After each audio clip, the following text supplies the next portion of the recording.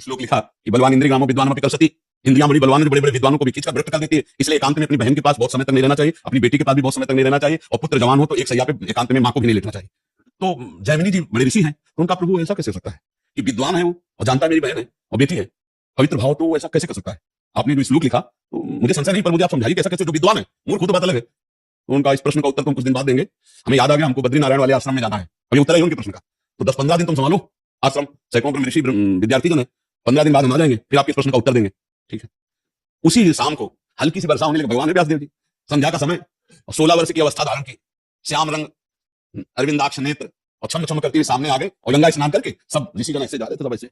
तो जैमिनी जी के पास आई और कहा, भगवान रात्रि का समय आने वाला है, बड़ा भयावह है, मैं अपना घर भूल गई हूँ, आज रात्रि अपने आश्रम में आप जगह दे देंगे क्या? उनका नहीं, गुरुदेव बाहर गए हुए हैं और सख्त आदेश है, ब्रह्मचारियों का स्थान है, या स्त्री प्रवेश निषेध। प्रभु स्त्री की बात नहीं है, मैं आपकी शरण में हूँ, मेरी जान का खतरा है, मैं अकेली हूँ जंगल में, और शरणागत के लिए तुम्हारे गुरु जी ने समझाया कि शरणागत की रक्षा करनी चाहिए। अब गुरु जी हैं, उनको तो कौन काट सकता है? जैमिनी जी ने कहा, बात तो तुम्हारी सही है कि तुम्हारा स्त्री शरीर है, अभी देखा नहीं, स्त्री शरीर है और गुरु जी है नहीं, तुम्हारी रक्षा भी अच्छा ऐसा कर सकते हैं कि हम अपने आश्रम में एक झोपड़ी कब रहला था, उसमें अलग आपको देंगे, दरवाजा लगा बंद कर, मैं भी कहूँ तो दरवाजा रात्रि में खोलना, सुबह निकल जाना। तो उनका जैसी आपकी आज्ञा, मेरी रक्षा हो जाएगी, चलो दूर चलो, और वो कुटिया जाओ, दरवाजा अंदर बंद कर लो जाकर, यहाँ सब ब्रह्मचारी रहते।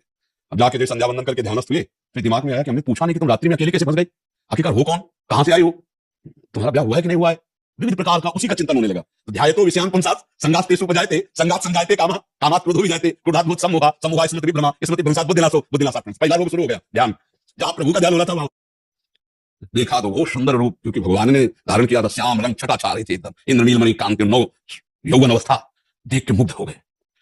अब सब पूछना भूल गए कि तुम कहां से आई हो, क्या कुछ नहीं पूछा, तुम्हारा ब्याह हुआ है? नहीं। तो तुम ब्याह कर सकती हो?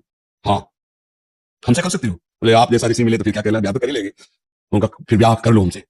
उनका शर्त है, जहां आप स्नान करने गए थे वहां काली जी का मंदिर है, वहां तक अपना मुंह काला करो, हम पीठ में बैठा लो, वहां तक ले चलो, फिर वहां जयमाला डाल देंगे तुम्हारे। तो सोचा अंधेरे का मामला है, ठीक है।